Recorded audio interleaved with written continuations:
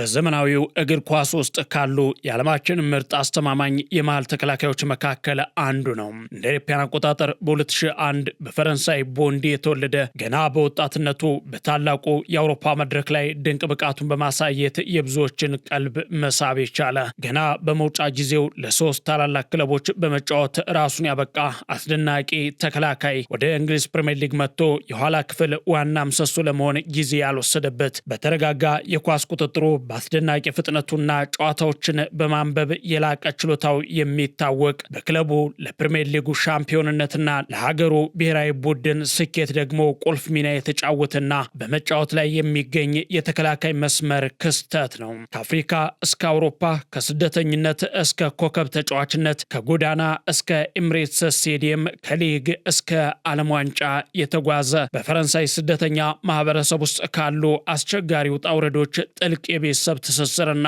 በእናት በአባት ሞት በሐዘን ውስጥ አልፎ ስኬትን ከመቀዳጀት ጋር የተያያዘ እጅግ ልብ የሚነካ ትልቅ ታሪክ ያለው ኮከብ ነው። ዊሊያም አሌን አንድሬ ጋብሪኤል ሳሊባ። ይህ የመድፈኞቹና የፈረንሳይ ብሔራዊ ቡድን የኋላ ደጀን የሆነው ዊሊያም ሳሊባ በገበያ ስፖርት ከሜዳ ባሻገር የዕለቱ ትንታኔ እነሆ።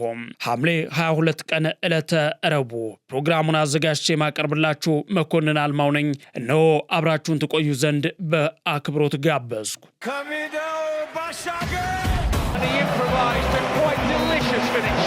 He will have his say, and with moments left of this game, and he has crashed it into the flag stayed down. ያልተሰማውና እጅግ አሳዛኝም አስገራሚ የሚሆነው የመድፈኞቹና የፈረንሳይ ብሔራዊ ቡድን የኋላ ደጀን ዊሊያም ሳሊባ ታሪክ። ይህ ኮከብ ይህችን ምድር የተቀላቀለው ፈረንሳይ ውስጥ ነው። የተወለደውም እንደ አውሮፓውያን አቆጣጠር ማርች 24 ቀን 2001 በፈረንሳይ ፓሪስ ሰሜናዊ ምስራቅ ዳርቻ በምትገኝ ቦንዲ በተባለች ከተማ ውስጥ ነው። ቢሆንም ግን ወላጆቹ የውጭ ሀገር ስደተኞች ናቸው። አባቱ የሊባኖስ ዝርያ ሲኖረው እናቱ ደግሞ ከአፍሪካ ካሜሮን ተወላጅ ናት። ሳሊባ የሚለው ስሙ የአረበኛ ሊባኖስ መነሻ ያለው የአያቱም ነው ይባላል። ሳሊባ በቤተሰቡ ውስጥ ብቸኛ ልጅ አይደለም። በስሜት በጣም የሚቀርበውና ከልጅነቱ እስከ ስኬቱ በኤምሬትስ ስቴዲየም ጭምር እየተገኘ ሁልጊዜ የሚደግፈው አንድ ታናሽ ወንድም አለው። ሳሊባ ያደገውም በዛው በፓሪስ ሰሜናዊ ምስራቅ ዳርቻ በምትገኘው ቦንዲ በተባለች ከተማ ነው። ይህች አካባቢ በድህነት በወንጀልና በስደተኞች መብዛት የምትታወቅ ጠንካራ ማህበረሰብ ያለባት ከተማ ናት። እግር ኳስ በቦንዲ ላሉ ህፃናት ከድህነት መውጫ ዋነኛው መንገድ ነበር። ሳሊባም ገና በ6 ዓመቱ እግር ኳስ መጫወት ሲጀምር ለሀገር ውስጥ ቡድን አስቧንዴ እንዲመዘገብ የረዳውና የመጀመሪያው አሰልጣኙ የነበረው የኪላን ሜባፔ አባት ዊልፍሬድ ሜባፔ ነበር። ሳሊባ ከሜባፔ በ2 ዓመት ስለሚያንስ በጋራ የመጫወት እድላቸው አነስተኛ ቢሆንም የኪሊያን አባት አሰልጣኙ በመሆናቸው ሳሊባ ከልምምድ በኋላ ብዙ ጊዜ በሜባፔ ቤት ያሳልፍ ነበር። እዚያም ኪሊያን ሜባፔን እያየ እሱም ትልቅ ተጫዋች የመሆን ህልሙን አሳድጓል። የሳሊባ እጅግ አሳዛኝ ታሪክ የሁለቱም ወላጆች አስደንጋጭ ሞት ነው ትልቁ የህይወቱ ፈተና። በሳሊባ የህይወት ታሪክ ውስጥ እጅግ ልብ የሚነካውና ብዙዎች የማያውቁት ታሪክ ገና በወጣትነቱ ወላጆችን ማጣቱ ነው። ሳሊባ ገና በ18 ዓመቱ ወደ አርሰናል ዝውውር በፈጸመበት ወቅት እናቱ በድንገት ከዚህ ዓለም በሞት ተለየች። ይህ ክስተት በአዲስ ሀገርና በአዲስ ክለብ ህይወቱን ለጀመረው ወጣቱ ተጫዋች ትልቅ የስነልቦና ስብራት ፈጥሮበት ነበር። የመድፈኞቹ አሰልጣኝ ሚካኤል አርቴታ ሳሊባን ወዲያውኑ ወደ ጨዋታ ካለማስገባት ጀርባም አንዱ ምክንያት ይህንን አስቸጋሪ የሐዘን ጊዜ እንዲያልፍ ለመርዳት ጭምር ነበር።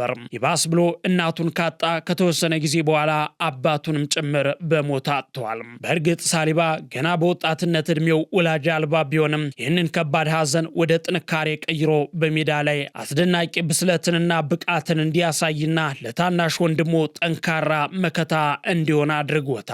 ለአርሰናልና ለመድፈኞቹ ደጋፊዎች እንዲሁም ለፈረንሳይ ብሔራዊ ቡድንና ለመላው ሀገሩም ትልቅ ደጀን መሆን የቻለ ጠንካራ ተጫዋች ነው። ከካሜሮን የእናቱ ሀገር ጋር ያለው ጥልቅ ትስስርም ለሱ ትልቅ ጥንክርና የሰጠውና ለስኬት ያበቃው ይመስላል። ምንም እንኳን ሳሊባ ለፈረንሳይ ብሔራዊ ቡድን ለመጫወት ቢመርጥም የእናቱን ሀገር ካሜሩንን ግን መቼም እንደማይረሳ ደጋግሞ አሳይቷል። በቅርቡ በተለይም በ2026 የክረምት እረፍት ወቅት ሳሊባ ወደ ካሜሩን ዱዋላ በመጓዝ የእናቱን እናት ወይም አያቱንና ዘመዶቹን ጎብኝቷል። እዚያም ለነበሩ ታዳጊዎች የአርሰናል ማሊያዎችን በስጦታ በማበርከትና ከማህበረሰቡ ጋር ጊዜ በማሳለፍ የእናቱን ትውስታና ባህል አክብሮ ተመልሷል።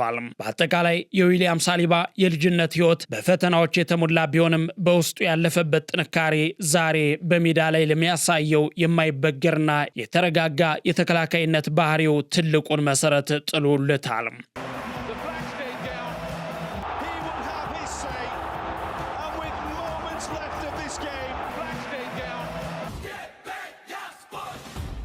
ዊሊያም አሌን አንድሬ ጋብሪኤል ሳሊባ በዘመናዊ እግር ኳስ ውስጥ በዓለም ላይ ካሉ ምርጥና ድንቅ የመሃል ተከላካዮች መካከል አንዱ ነው። በአሁኑ ጊዜ ለእንግሊዙ ታላቅ ክለብ አርሰናልና ለፈረንሳይ ብሔራዊ ቡድን በመጫወት ላይ ይገኛል። የሳሊባ ታሪክ ከፈረንሳይ ታዳጊ መንደር ተነስተው በዓለም እግር ኳስ ከፍተኛ ደረጃ ላይ ከደረሱ ተጫዋቾች መካከል ተጠቃሽና ማራኪ ጉዞዎች መካከል አንዱ ነው።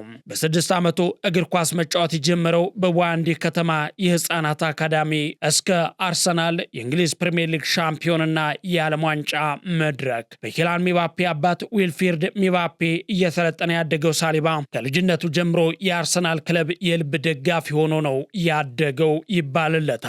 ቴሪ ሄነሪን ጨምሮ በክለቡ የነበሩትን የፈረንሳይ ተጫዋቾች እያየ በፍቅር አድጓል። የሙያ እግር ኳስ ጅምርም ሴንት ኤቲየኒ ነው። ሳሊባ በፈረንሳዩ ክለብ ሴንት ኤቲየኒ አካዳሚ ውስጥ በ2016 ነበር የተቀላቀለ። እንደ አውሮፓውያን አቆጣጠር ሴፕቴምበር 25 ቀን 2018 ገና በ17 ዓመቱ በፈረንሳይ አንደኛ ሊግ ወይም ሊግ 1 ላይ የመጀመሪያውን ፕሮፌሽናል ጨዋታ አደረገ። በሜዳ ላይ ያለው መረጋጋት፣ ጉልበትና ብስለት በፈረንሳይ ያሉ ትልልቅ ክለቦችና የስካውቶችን ትኩረት በፍጥነት እንዲስብ አደረገው። ከዛም ወደ አርሰናል መዛወርና የውሰት ውሎች ተከተሉ።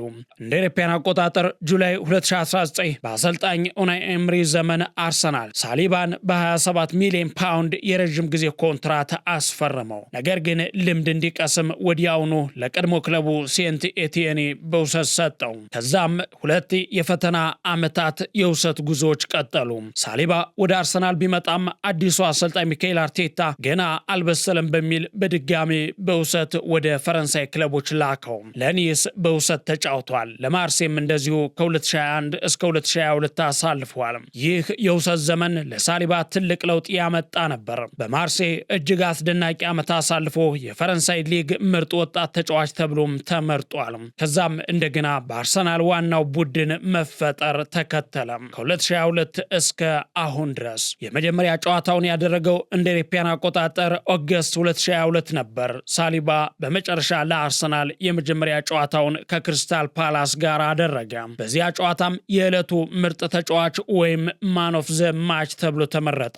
የመከላከያ ምሰሶ በመሆንም የመድፈኞቹን የአደጋ ክልል የሚያጸዳ ጀግና ሆነ። የአርሰናልን መረብ የሚደፍር የትኛውንም አጥቂ በድንቅ የመከላከል ብቃቱ ድርሽ እንዳይሉ ማድረግ የሚችል ገናና ተጫዋች ሆነ። ሳሊባ ከብራዚላዊ ጋብሪኤል ማጋሌሽ ጋር በመሆን በፕሪሚየር ሊጉ ጠንካራና የማይበገር የተከላካይ ጥምረትን ፈጠረ።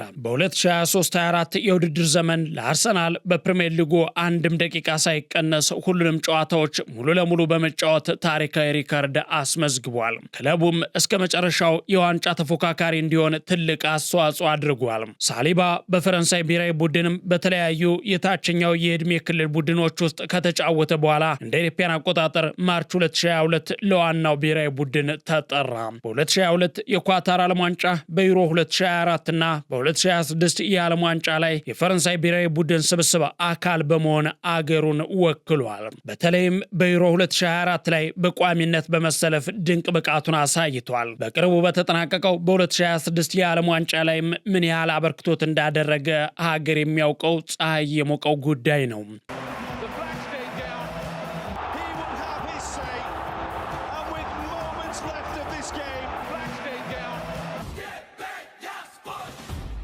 የሳሊባ የአጨዋወት ዘይቤ በዓለም እግር ኳስ ተመልካቾችና ግምጋሚዎች ዘንድ አድናቆትን ያስቸረ ነው። በዚህም ሳሊባ የዘመናዊ ተከላካይ ምሳሌ ተብሎ ይገለጻል። ሳሊባ ዋና ዋና ጠንካራ ጎኖቹ መረጋጋት የሰፈነበት እንዲሁም ፍጥነትና ጥንካሬ የታከለበት በኳስ ቁጥጥር የበሰለ ተጫዋች መሆኑ ነው። በአስቸጋሪ የሽንፈት ወይም የጫና ወቅት እንኳን ሳይደናገጥ ኳስን የማውጣት ከፍተኛ ችሎታ አለው። 1.92 ሜትር ያለው ረዥም ቁመቱ ብዙዎች ረዥም ቁመት ለፍጥነት እክል ነው ብለው ይገምቱ ነበር። ነገር ግን ሳሊባ ያንን ፉርሻ አድርጎታል። የመድፈኞቹ የኋላ መስመር ደጀን እጅግ ፈጣን ከመሆኑ የተነሳ የትኛውንም አጥቂ ተከላክሎ ማክሸፍ የሚችል ጀግና ነው። በኳስ ቁጥጥርም እንደዚሁ ተከላካይ ብቻ ሳይሆን ከበስተጀርባው ጨዋታዎችን በመመስረትና ትክክለኛ ፓሶችን በማሰራጨት ረገድ የተካነ ነው። ዊሊያም ሳሊባ በአሁኑ ጊዜ ገና የ25 ዓመት ወጣት ቢሆንም በአውሮፓ እግር ኳስ ትልልቅ ስሞች ካላቸው ተከላካዮች ተርታ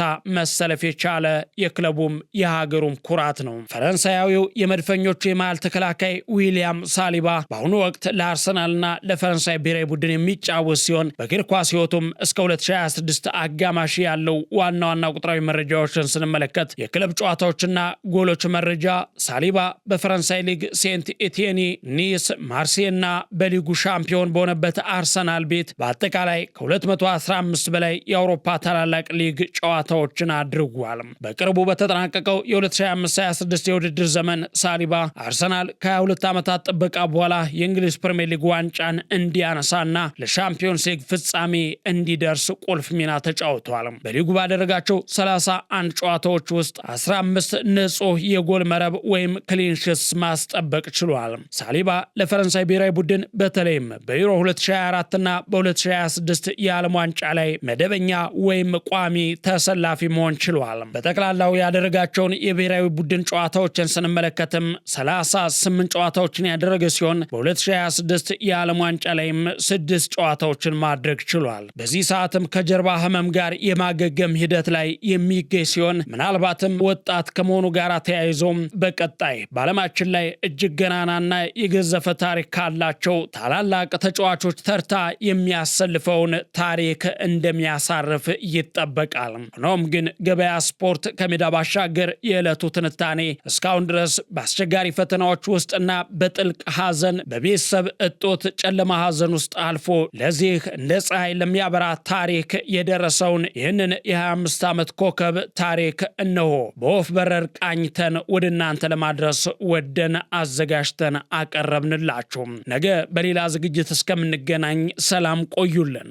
ከሜዳው ባሻገር